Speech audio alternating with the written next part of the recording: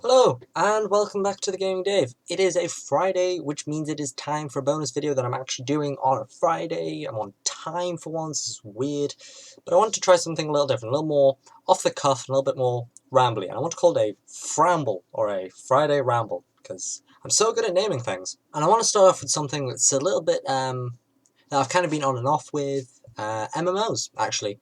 Massive multiplayer online games, and I have a fair share of experience with them. I've been playing them probably for the better part of maybe 10 years or so, probably a little bit less than that.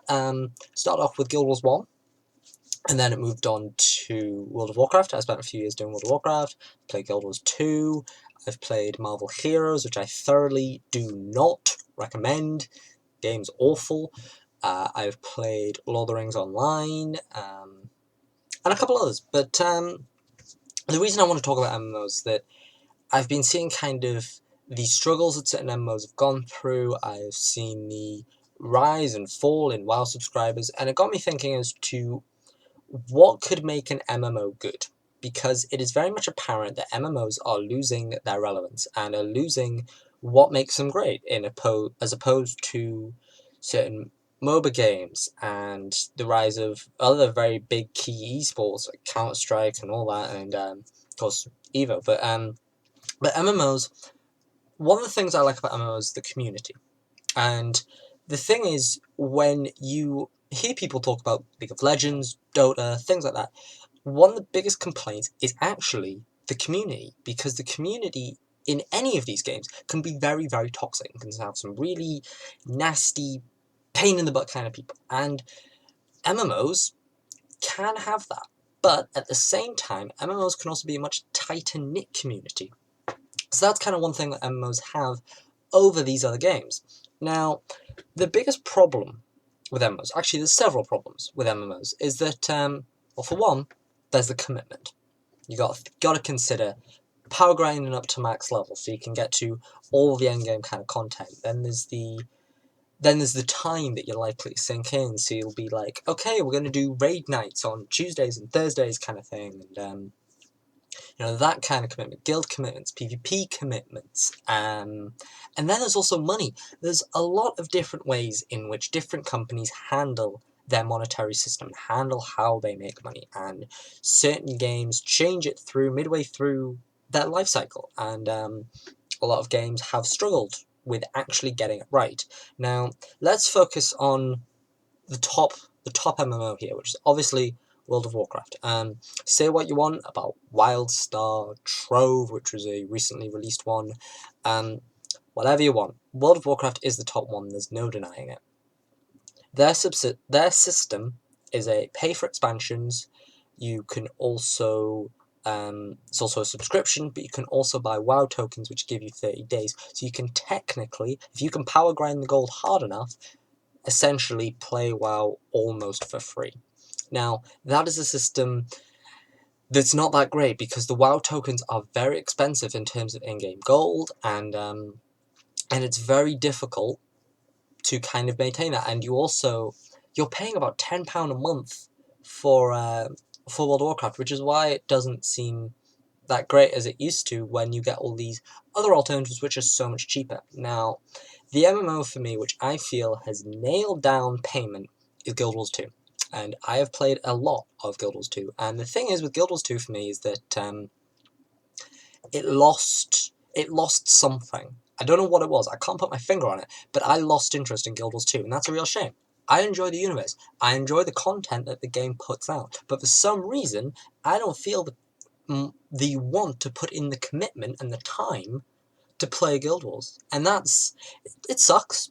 And I'll probably start playing little bits of it, but I'll never probably feel that kind of urge to play it. And some people still get that urge. Some people still really deeply invested in MMOs. And it's not just World of Warcraft. It is the likes of Guild Wars, Trove. Final Fantasy XIV is recently one that blew up quite a bit and is quite interesting to see that do very well. But no, the thing is, Guild Wars 2's monetary system works as follows. You pay for the game, you get the whole game. They run a series of patches and stuff like that, which is all completely for free. And they're doing an expansion called Heart of Thorns, which I believe is you pay to get it. So the thing is, where they make the rest of their money to make them kind of not necessarily on par, but sort of catching up to other MMOs, is their microtransaction system with the gem store. And with that, you can buy cosmetics and crafting tools, which you can get kind of in the game anyway. But this one will make it a little bit easier. This one will give you a little bit of an edge. But you're not buying gear. You're not buying stuff that gives you a straight-up advantage for this money. And you can also get expansion slots for characters, your bank, and things like that. And the thing is, the reason they nailed this so perfectly is because you can translate in-game gold to this gems and vice versa. So you can, in a sense, run this kind of system where you can either pay for gold, so you're not doing shady gold stuff.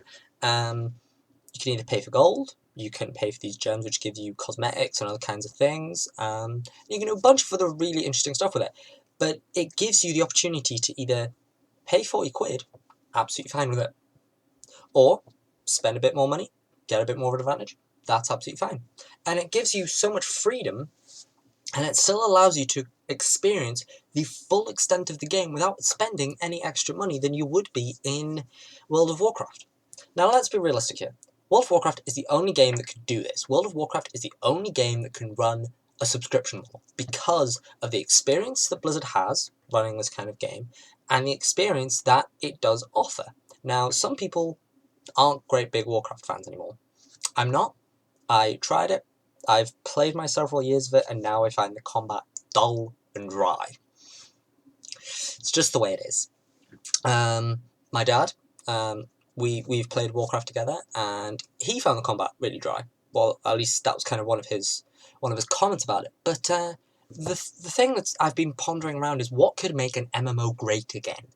What could make MMOs relevant? What could make MMOs want to play it? And I had this theory, and I'm going to call it the Dark Souls theory.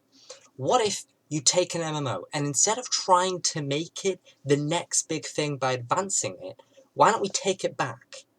Why don't we take it back to where it's super difficult, you have to walk everywhere, but without the hindrances that you can get in Guild Wars 2, without the fact that you feel that that feature wasn't put in because of development issues. Maybe essentially not necessarily try to recreate vanilla WoW to such an obvious extent, but make the game difficult, challenging, while also being very rewarding at the same time.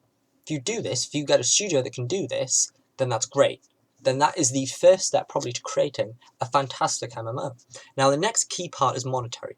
The monetary system in an MMO can make or break it. So you could go completely free to play, but you might not last.